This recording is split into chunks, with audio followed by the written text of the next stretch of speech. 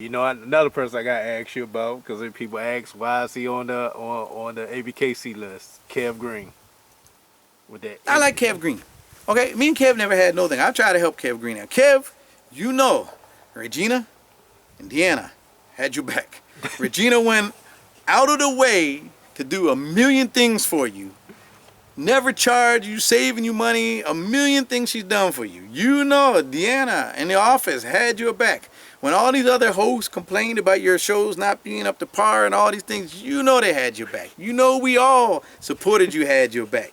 Kev Green is on the list solely because of a debt. And it says on there, it explains to people why. Money was given, lent, under circumstances, under a contract, not repaid. Go on there, read what it is. It's nothing personal. Pay your debt, come off the list. Yo, man. Simple as that. No hard times. I don't have anything against the guy. Personally, I mean, me and him always been cool. I never had anything against him. So other people went out of their way to help him. Me, I was always just cool with him, you know. And a lot of, he had inner things with other hosts that didn't get along, you know, but I always still supported that, you know. So don't put some weird stuff out there, because if you pay that off and you do it, you'll come off that list. You know, that's something that was an internal thing, that you can't borrow money and do things from a company and then not repay it. You know, when you leave something, leave on good terms. Why do people burn bridges? There's no need to burn bridges. Leave on a good terms. If somebody did something good for you and helped you out, then shake their hand when you leave. Or finish. If you have an outstanding debt, clear your debt before you go somewhere and go somewhere else. Just do that. I mean, nobody's going to hate on you. We don't hate. People think we hate on people for going other places. Did you see how many BRC, BBCR judges are competing, showing at Nationals? Open door for them. Shoot, judges were given awards that aren't even, you know, I think one of them is a judge that's for his registry. We awarded him at our show. There's no hatred or animosity. People throw those things out there to make it look like that, you know. But let's get to the facts. Like I said, we'll talk facts today. Get to the facts. The fact is, you left and burnt a company on finances that were lent to you. Take care of your debt. Then there's nothing. There's no bad words being said. So just take care of your debt. That's it. I want to go back to one thing at ABKC Nationals, because quite a few people were talking about it. I just want to get clarification on that. You know, Ty and one of the handlers for the champion Frenchie from last year, you know, had a little bit of confrontation about the weight. Yeah. That's was that, did Ty do the right thing in that situation? Okay. I'm just going to state the facts on it, because the right thing sometimes is a perception. So, and this again is about facts as interview. Mm-hmm. The fact is that a year ago we changed the weight limit. Mm-hmm. And we put it out there that the weight limit was being changed. Any dog exceeding the weight limit, and see, some people there's a thing of DQ. In our world, people want everything written out for them. Mm-hmm. Common sense thing you can't always write. You can't write every scenario, everything out. When a dog, like a pocket, doesn't fit the pocket height, it's removed. If it's no class for it, that is actually a DQ, because it has to be removed because it doesn't fit in that. If a dog is outside of a weight limit and then it is removed, it doesn't have to be written as a DQ. It's written that this is the boundaries of which these dogs are supposed to be, and dogs that aren't in the boundaries can be removed. You can allow them to stay in the ring if you want. They shouldn't be awarded. Or you can remove them because they don't fit the standard. So when you put a weight limit and a cap on things, or a height limit, a height cap, you know, bottom, top, whatever it is, on things, then things outside of that are in essence considered a DQ, an unwritten DQ, because they're not part of that standard. They're outside of the standard. And in that particular case, the weight limit has been put out for a year. And we said it's judge and host's option of whether they're going to weigh the dogs for this year. Next year it's mandatory. 2018 it's mandatory. No question asked. You're gonna have to have a scale at a show. You're gonna be weighed. That's the way the Frenchies are. That's the way they're supposed to be done. So that's why we respect that with the Frenchies. This year it was left as optional to host and judge. It's up to the judge and the host. And everybody knew this was not something this was put out there a year in advance. So everybody knew. So can he weigh the dogs at the show? Yes. Host, judge option. Can a dog not fitting that be removed because it doesn't fit within that? Yes. Judge's option. Whether it's the right thing or not, that's in the mind of who and how you perceive it. And I can't tell you. So basically, that's a Rolando Mata thing. The judge has the right to do that, Mm-hmm. and if the judge felt that he was right for doing that, then that is his place to be able to do that and make that call. So yes, it is. Whether other people feel that it's right and right at that time, it's a perceptional thing, and I can't be the person that says yes or no to the way that's people perceive and feel if it's right or wrong. It's just, I mean, it was allowable, it was within the rules, and the judge felt he was right. Now let's jump into the topic of judges. It's going to be a new class of judges coming along in the ABKC. I know one of them for sure is Alton Banks. Oh, the good man, yeah. Good guy. He had started it a while before he had went overseas. I think, was it Iraq? Could have been Iraq or Afghanistan. But either way, he's now in that group that's going to be coming aboard. Back into the training. Yeah. Back into the training. So I gotta ask, man, because do you still currently judge with the UKC? I'm actually a president of a UKC club. And I judge senior judge for RKC, USBR. I'm a judge, and we letting cats out the bag today already. So we're continuing the process with ABKC. So I got an exclusive. Yeah, I got exclusive. That was my question. I was gonna ask, man. Have you ever gotten that call to be a judge with ABKC? And you let it out today, man? Actually, my first opportunity came via the ABKC. I started we had a meeting at Dave's house. Myself, Dave, Cruz, and Rob, and me and Dave and his wife sat down and discussed me becoming a part of the judging panel for ABKC. I started out under Ron Ramos and began that process with Patrick Velps. We went through the same day. He was finishing up and I was starting up. The person that was going to be that I was going to complete the process with was in the Army at the time, and Dave really wanted me to go through that person.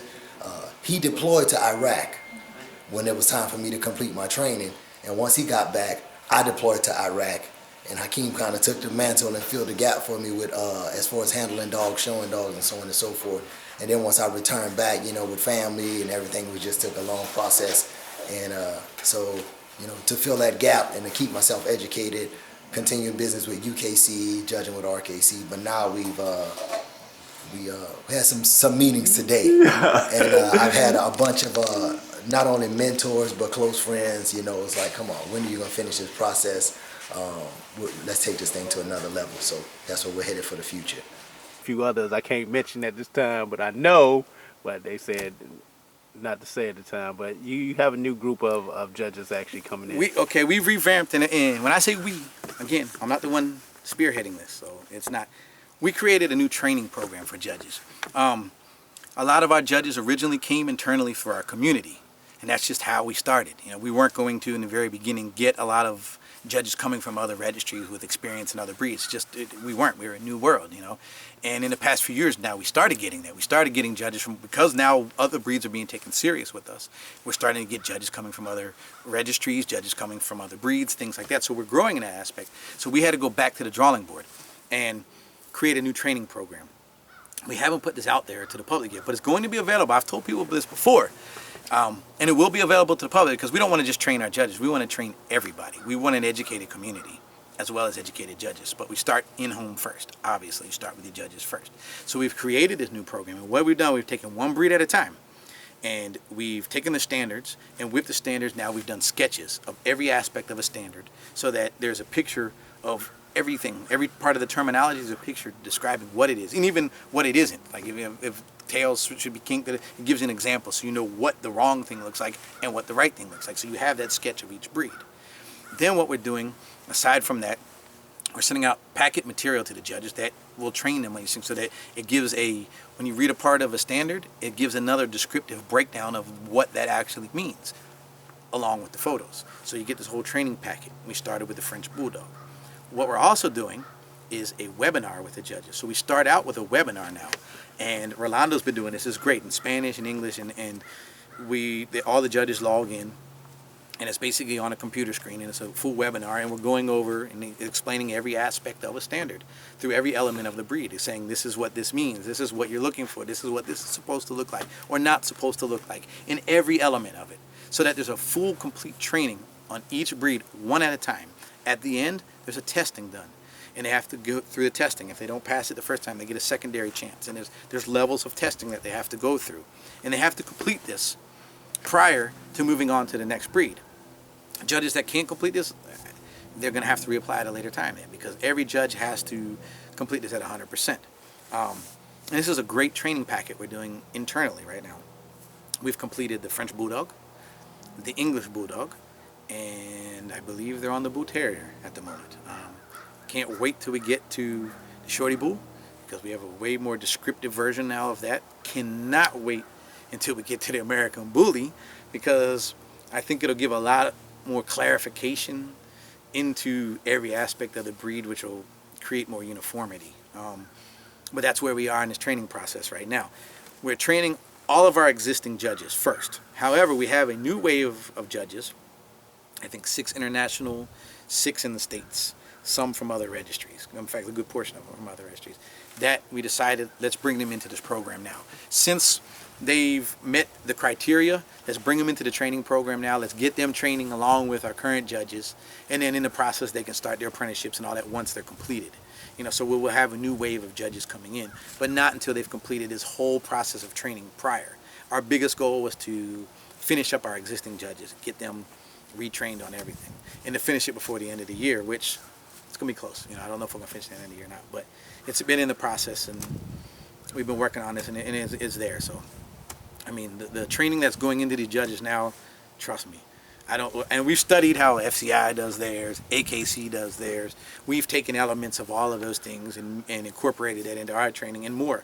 We've met with breed clubs for French Bulldogs, English Bull, everything. So even though our standards have a few variances in color, everything else is pretty much the same. I mean, the ABKC's job isn't to create a breed. That's part of the reason why I talked about the exotic earlier. Our job is to continue on other breeds through their host, clubs or registries, whatever. So the training process is unreal. And once it's completed, we want to give it to the public. We don't want to just keep it in-house. We want the public to be just as educated as our judges. So it's just one of the many things that ABKC is doing to improve and get better. And that's all we continue to do. Like I said, we wear a grassroots registry.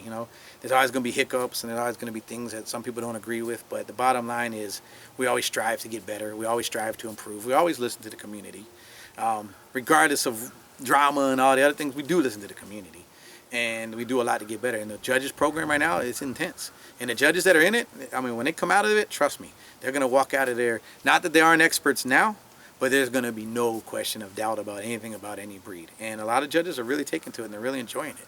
And it's a great thing, and it's working well for a lot of them. So, yeah, you'll see a new wave of judges coming at the end once we finish the entire process. I don't know if you can even speak on this, because you probably don't even really see it that much. People are talking about the best bullies aren't picked in the ring, and the bullies aren't the same as they used to be. Let's talk about that. First of all, I tagged you today in something, because you can go back and reference. On my page, I used a profile picture recently of me handling Paddington at a show. And once I started getting feedback from people commenting on it, I was like, you know what, let me give you a little trip down memory lane, so people could see the change of Razor's Edge through the generations. And then I added in some of the old Gotti stuff and some of the people that crossed the Gotti and the Edge together, so people could take a trip down memory lane and see where it was at what stage of the way. Because a lot of times things are referenced as it used to be, but they're referencing Pitbull or referencing Amstaff, not referencing American Bully as when it started. There's a post on my page, again, that I tagged you with. Chris Tucker put it up, and I shared it. And it shows the similarities of popular American Bullies in the beginning of the American Bully phase, popular American Bullies now, and the similarities between the two and the likenesses of the two, and that there's not much difference. A lot of people use that, and they're using that stuff wrong. They're referring back to dogs that weren't American Bullies. Like I told you before, we created this breed by breeding for mass and substance. And if you check Razor's Edge through history, go check that post and use that as a reference. A lot of dogs that, and you just said it. You said Carol was a Pitbull. But in this post, I put what the dog was at this time, what this was at this time, so you could see this era Amstaff, this era UKC Pitbull, this era American Bully, or I even have a transition era because Roe and them were like that transition era. Cairo was a Pitbull. Roe was a Pitbull when we started to come up with the concept of American Bully, so he's a transitional dog. Rizzy, American Bully.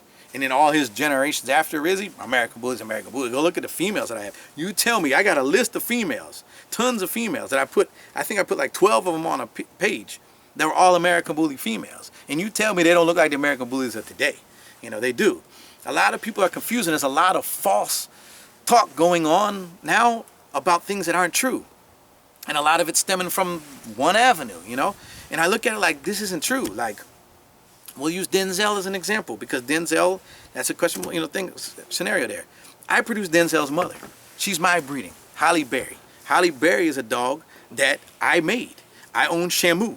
Okay, I produced Shamu. Look at Shamu. You tell me Shamu doesn't look like American Bullies today. Go look at a picture of Shamu. She's on that post, you know. And the example I'm going to give you is on there. She is a version of an American Bully today. I bred Shamu to Thug.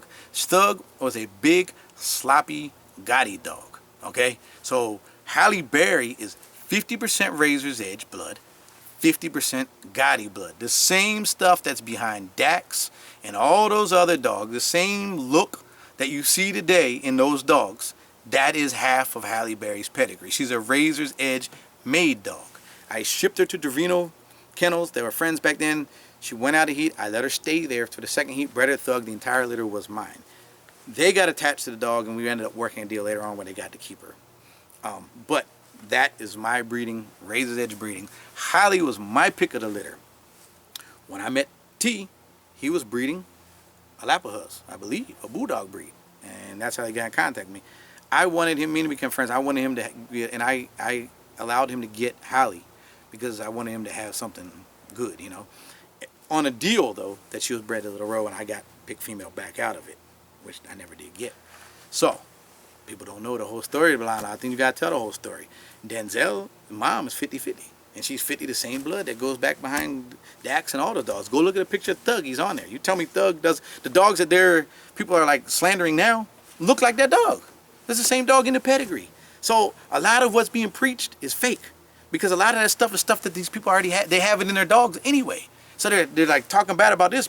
Yet that's what you got. You can't deny that, you know? They're preaching things like unhealthy, bad dogs. The father of Denzel is Gargoyle with a little kinked tail, look like, like that. And go look at a picture of Gargoyle. It was kinked and twisted like a pigtail. That's not a correct dog. That's not a dog. That's a dog with a serious defect. Kinked tails are bad, man. Kinked tails is that's like the plague of Razor's Edge. That's the one thing that, plagued me in Razor's Edge because I kept breeding away from it. I found out where it came from, and it came from two different things, an Amstaff and a Pitbull in my line.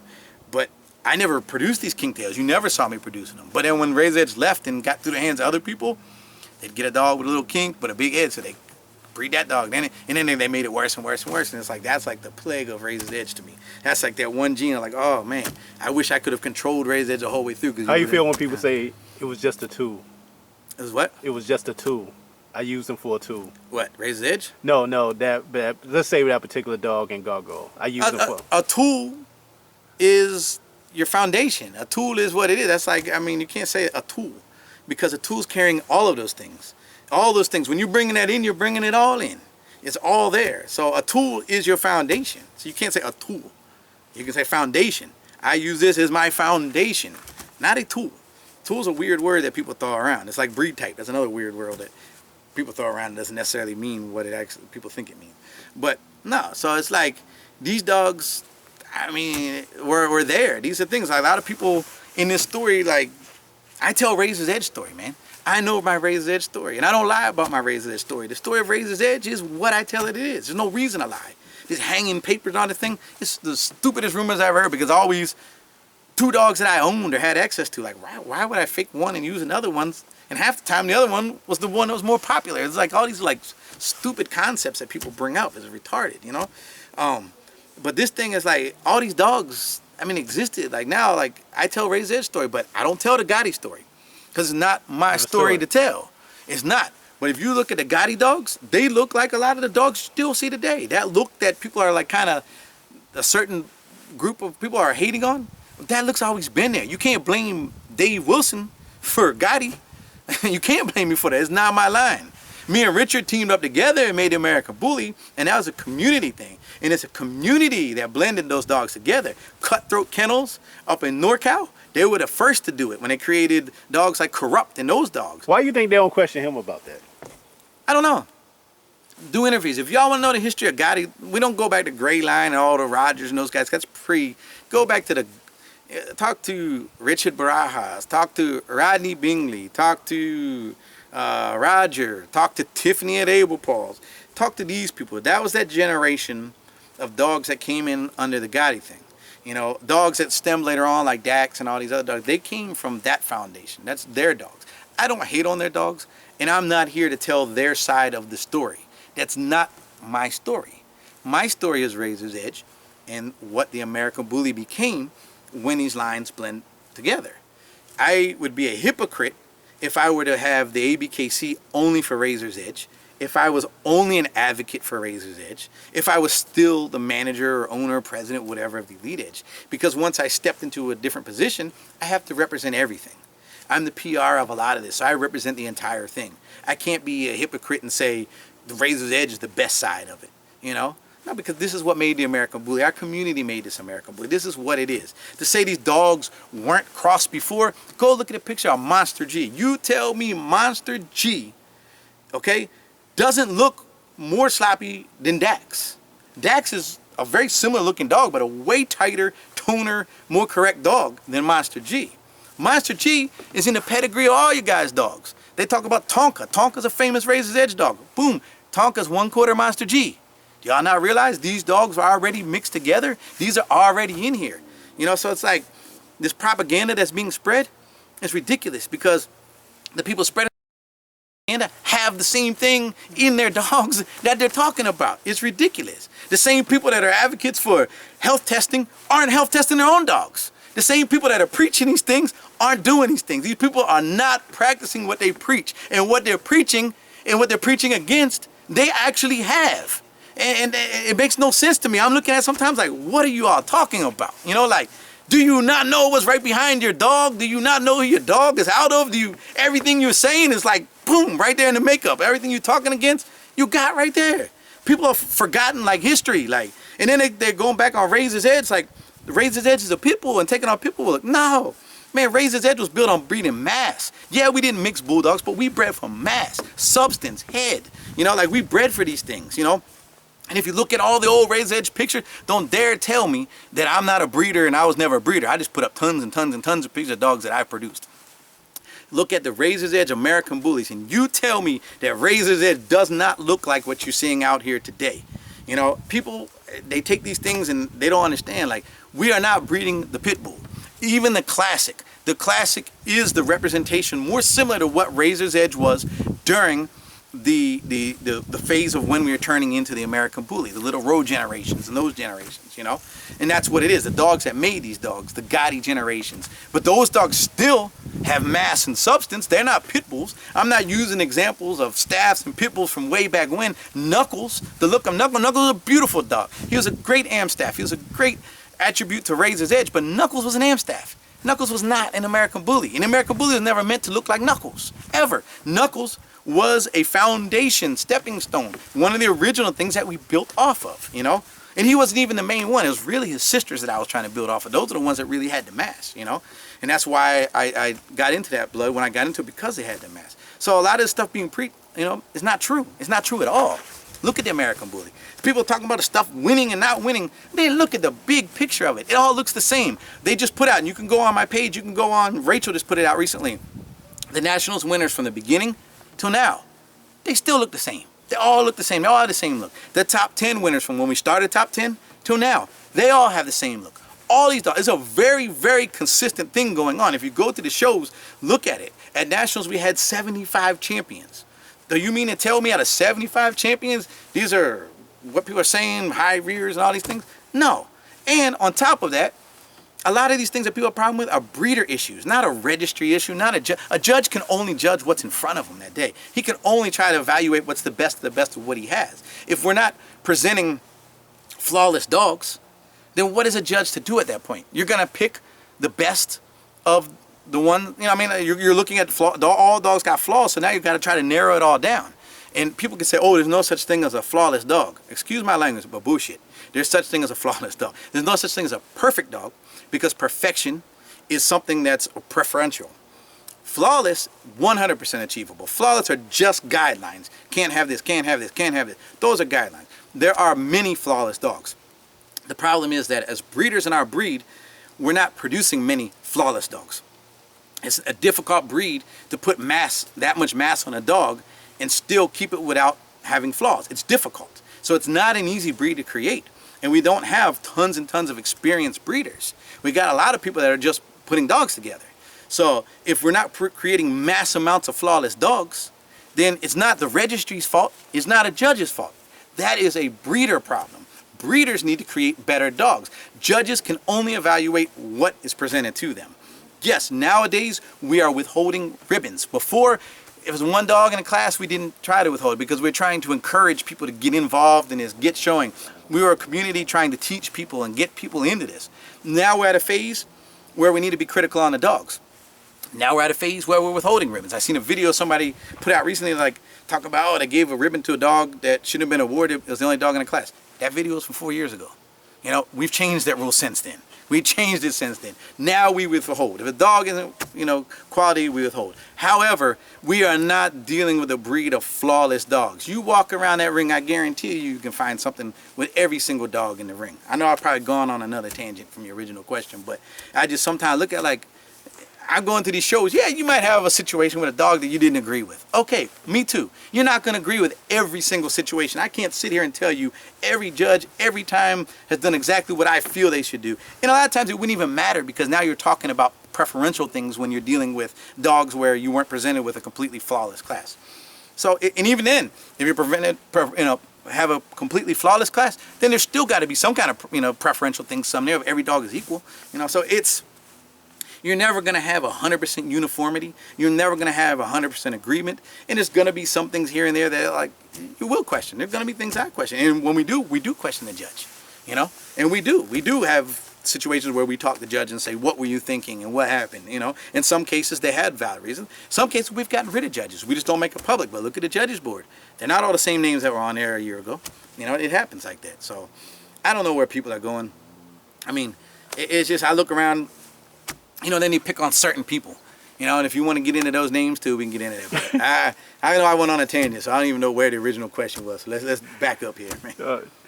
Well, actually, let's get into something else. Because right. One of the things people criticize you for is that you've gotten away from the razor's edge look. They've actually put you in the same category as Fabian, getting away from Ribby Line, like you about to start breeding exotics or something. But one of the big things that was said that, with Demon Boy being your boy, that he's not razor's edge. Can you clarify that? Talk about that, yeah. And where the direction of razor's edge is going. Okay, first of all, razor's edge is a kennel.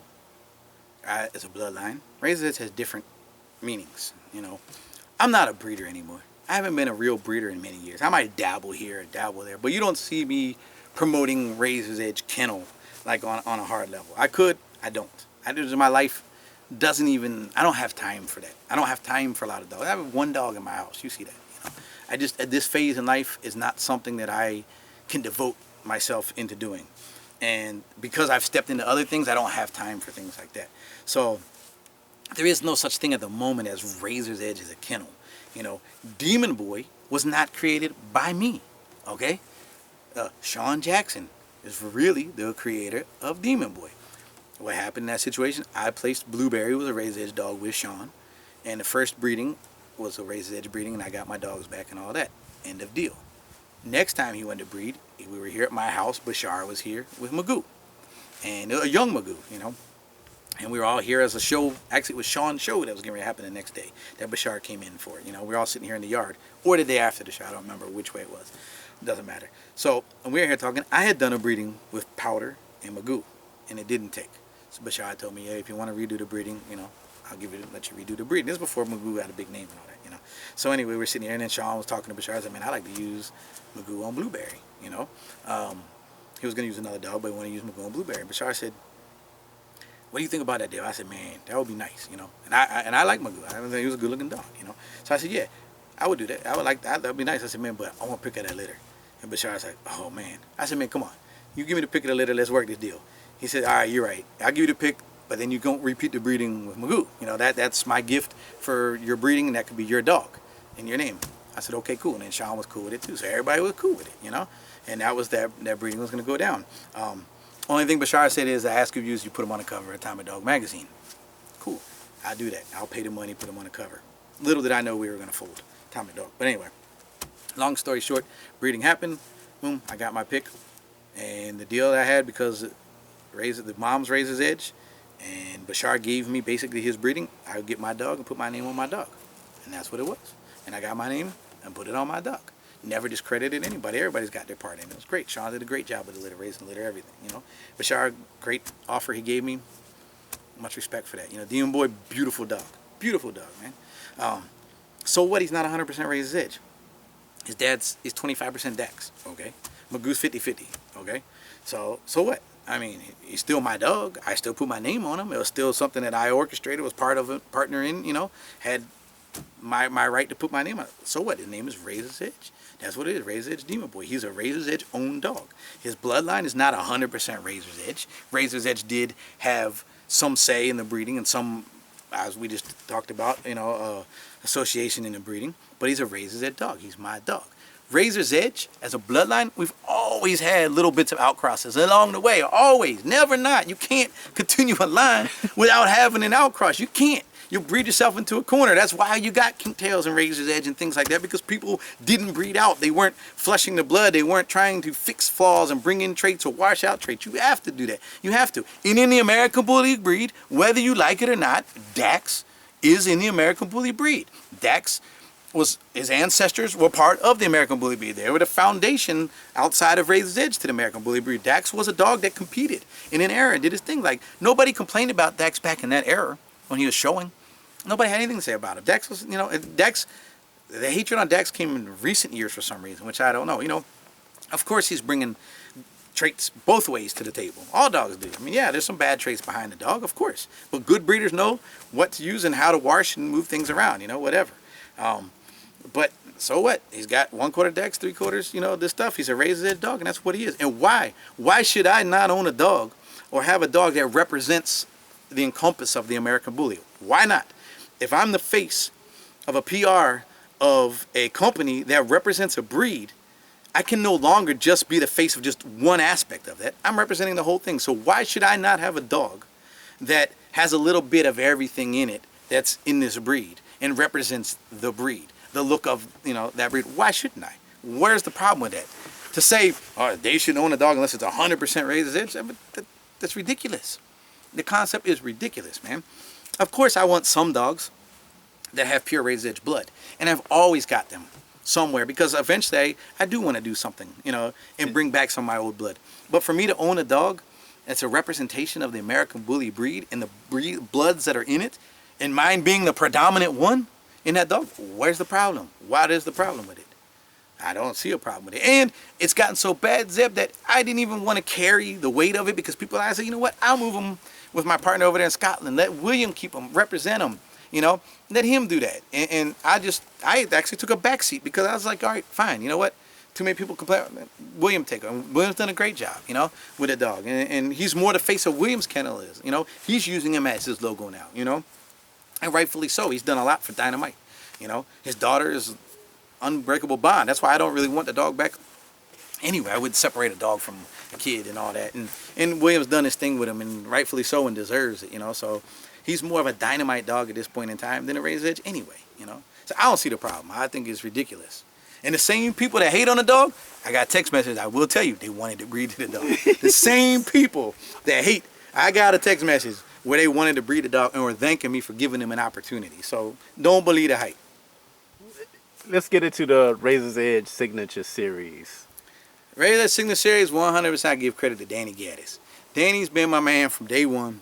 Me and Danny been friends before Razor's Edge was American Bully. Before all that, Danny's got Daz and Jules. Danny's been kind of part of Razor's Edge from the day, all the way. Like I told you, I've had partners along the way. Many partners, many friends. Danny's been one along the way. Danny's come and gone. He's been heavy into it, and he got into other things back and forth. You know, we're always back. Danny's got a lot of great dogs out there. He's got Babyface. He's got that. He's kind of like Razor's Edge second yard, you know what I mean? But he's still pure edge. That's his thing. That was his concept. Danny's always come up with these conceptual ideas, and he's like, boom, right here, Razor's Edge signature series. This is 100% Danny's idea. And his idea was, let's create some dogs that are predominantly Razor's Edge, blood, with a little twist of, you know, some other new generation things, and to compete with the modern day American Bully, but still have that signature Razor's Edge look, that still signature foundation of what Razor's Edge is meant to be, with the bone and substance, you know, without compromise to standard and movement and all those things. We still like dogs with a little bit of drive and little things. So he came up with the concept and said, let's get back to breeding some dogs like that, and let's produce his Razor's Edge signature series. And that's what he's been working on, you know. And it's stuff that we'll bring out. We've done a few breedings along the way, and Babyface was one of the main ones that came out, and we've got a few things going on. Unfortunately, we've had some bad luck with breeding some of the dogs too, so a lot of the things that we brought to the table didn't pan out because the breeding didn't take. But Danny's still working on that, and still got my support 100%. I'm still filtering things to him to help continue that going. Hey, how do they feel overseas when they hear all this different drama that we got going on in the States with the? Most people overseas don't hear it. Oh, they don't hear it. Nah, most people overseas don't even know what. That's why I don't do live feeds and things and discuss stuff, because most of the people in the world really don't even know about it. Oh, okay. It doesn't even affect them. They don't care. Most people over there, they're so happy with what they got. I mean, once you go overseas, you'll understand. It's different over there, man. It's like we used to be before people got too involved in egos and all wanting to, you know, like all these things. Over there, it's a little bit more pure. And people are more just happy that it's in their country. They're just happy. They're like, man, we got it here. We got ABKC shows here. We got, you know, oh, you came all the way over to our country to support. You know, they're happy for that side of it. They don't really pan in. You might get a few little weird people that watch stuff, but the majority of the people, they're just happy to have the breed, happy to have the events, just happy to be involved, and happy that it's finally, you know, in their country, and they get to put their face on it and their country name on it. And it's more respect and support, you know.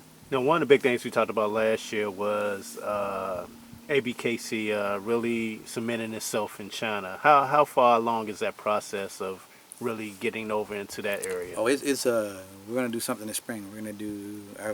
Me and Nan have been working together over there. Nan Bai is a businessman, you know, and he loves the American Bully, and he loves ABKC, and he believes in this. This is where his heart is. Very well-to-do businessman in China, politically, financially, everything. But this is his love, and he was taking it slow there because he doesn't want to throw something that for a country that's not quite ready. And there's been a movement of exotics and things over there, and that's gone its own direction. And he wants to keep those things separated. And that's what he's been working on. So right now he's doing a lot of registration. There's been a lot of, he's got a lot of dogs over there, and there's a lot of people over there with very nice dogs. So what he's working on right now is we're going to do something in the spring where we're not going to start with a show. We're going to start with registration and seminars. We're going to do educational seminars to the public in China, and we're going to do a lot of PR work over there. So that's going to start this spring. So this spring. And another thing, I'm going to touch on another rumor here. Some people say, and I've heard this, that I made money selling dogs for people, that I made money selling Magoo to Nan Bai. Just so y'all know something. Nan Bai is an honest man. Y'all can ask Nan Bai that question yourself. The man's on Facebook. He's there. He's a respected man, a family man, a businessman. I mean, a truthful man. If y'all want to know the truth, ask the man. Don't go to some stupid rumors. I've never made a dime selling anybody's dog. Now, don't get me wrong. Somebody said I made $100,000 on selling Bashar's dog to Nan. I tell you what, the first thing I did was I called Bashar up and said, hey, man, look, I need that $100,000 because, you know, I never got this $100,000 from you. So, I mean, if I'm going to take the blame for it, let me get paid for it then, you know. But no, they're so stupid. Them two had a relationship that had nothing to do with me. Like, they met each other before I met them, you know. Like, ask the man, you want to know the truth? Call, Facebook the man now by, ask him. Did Dave have anything to do with it? He'll tell you flat out. No, Dave had nothing to do with it. Dave didn't even have any talking in it, saying it, or anything to do with that, man. Those kind of things are like, they're even more ridiculous rumors, man. Like, I keep hearing these things like, hey, Dave make money on so-and-so dog. Dave make... I wish I was making money on somebody's dog. Man, it'd be nice to get a little residual income coming in for doing nothing, you know? Shoot, especially like $100,000. Shoot, Oh, man. man. Yeah, but no, it's not the case. I don't look to make money on people, man. I'm a self-made man in my own way. I do my own thing. I don't need to make money on somebody else. People do their own things. I'm not involved in that stuff, you know? I gotta ask you, man. See if I get a sneak preview where Nationals gonna be next year. Any Man, thoughts? we got a vote going on right now. L.A. is in the running. Tennessee, Nashville, Tennessee is in the running. And Virginia or D.C. is in the running. These are the 4 places. The way we look at it is Nashville's a fun place. You can't knock Nashville. Nashville, to have an event in Nashville, well, everybody will have a great time. If you've never been to Nashville, Nashville's a great thing. L.A. was the early phases, and it's due time to go back that way again. So rightfully so, L.A. is in the running. I mean, D.C., come on, you from D.C., we all from D.C. D.C. is the national. Yeah. D.C. now, I just don't know where to do it in D.C. So the hard part would be trying to figure out a venue for it. Virginia's 4th on the list because we could do it here at the home of ABKC, where a lot of this started, where the Back to the Bullies originally was at the convention center. Number one, we could put on an excellent show here and cater way more to people being that it's right here, and ABKC could put a lot more into the people and environment, and really put a big thing around it. And we could also recoup a lot too, because Chicago was a huge thing where it's going to be a lot cheaper here in Virginia. Oh, you know, just speaking on that, because y'all just recently had a show in Virginia, was that one of the thought processes? Like, wow, we really had a great event here. That, hey, maybe we could have a Nationals here and have everybody in one central location as far as hotel-wise, meetup-wise, and everything else. The event we did here, the Back to the Bullies 2 that we did here, was a trial run. Unfortunately, it was not quite the way we wanted it, because we got pushed back into a hotter time where we didn't want, and that place had never had us, and now they want us back. They'll do all these things to accommodate. But we wanted to do like a show to let people know like what it really was meant to be and how it really was, and the feedback was excellent. Man, if you went there, it was like everybody, it was a great vibe. Like there was no aftermath after the show. Nobody was crying about who won and who this and hating on dogs, and there was no negative. Like it was a good, fun, wholesome atmosphere where everybody like reunite. Old heads came in. I seen Gary Jackson there and Darren from Steel City. I mean, all these old guys that were raised from the beginning came out and supported it. It's like, man, it was just a great vibe, and it reminded people of what it really was. Not these weirdo people that are trying to make people hate people and cause all this negativity and hatred in our community. That was like, this is what it was about. All of us together, all of us, you know, like coming back as family and being treated like family. So that event was it was a needed event at a needed time, and it allowed people to understand that if it's done here on the homeland right here of ABKC, then you're gonna get a good feeling. It's gonna be a good vibe. You're gonna have a good time. So that's why Virginia is definitely a candidate in the running for that, you know. Just as we're wrapping things up here, man, just get your final thoughts on the whole bully community as a whole, or what you've been seeing lately, and where we go forward with the ABKC. You know, our world was always here to bring people together. That's why we succeeded. The only reason that we grew and succeeded was because we united. That we didn't care about anything outside of the love for the dogs. Anything from religion, race, region, nationality, all these things in our world, none of that matters, because all that matters is we're one big family, and we love and support these dogs, and we love and support each other. And the unity and the bond between us is what made us happen. It's what made us who we are. It's why we got public acceptance. It's why we broke through stereotypes and got through barriers. It's why we grew. It's why we spread worldwide, because people saw that unity, that love. They felt like this is something that we all want to be a part of, because nobody is looked at as anything but being a person and a good person and something in a common bond and a common interest. That's what created us. That's what made us. That's why we are here today. This new stuff in the community is, a lot of this is spearheaded by people with freaking concepts that they want to destroy us. They flat out said they want this community to burn. That's their goal. That's their purpose. And for us to even divulge in that, to allow the hate and allow the turmoil and allow all those things, and like these are like, it goes against the core of what makes us all want to be here. This is the feel-good kind of thing, man. This isn't a feel-bad kind of thing. Like, and I used the term hate speech before, because that truly is hate speech. If you really watch it, that's hate speech. It's designed to make us hate each other. It's designed to make us angry, to make us mad.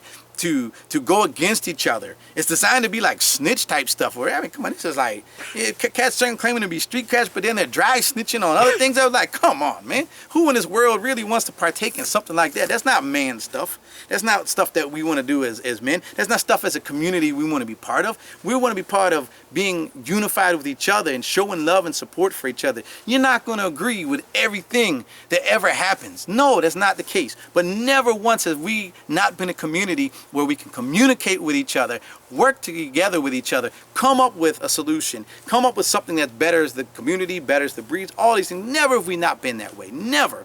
And we do this by communicating, working together, not tearing each other down. When we get into tearing each other down, we're going to tear the whole core of everything down, and that's not what we're about. We're about being together, unified together through good and bad. We work it out as a community, and we are a community that's a worldwide community now with nothing but love and respect. And I will tell you something. I only want to be part of something that is about something. I never want to be part of something that is anti-something. That means absolutely nothing. We're something because we came together, we work together, and we continue to work together, and we have the love and respect for each other. The second you throw those things out the window, you've destroyed what the essence of what we all are and what this breed truly is. And that's all it really is, man. And that's really all I got to say about it. I hate to see things that way, but it's not the mass majority. The mass majority is still doing the right thing.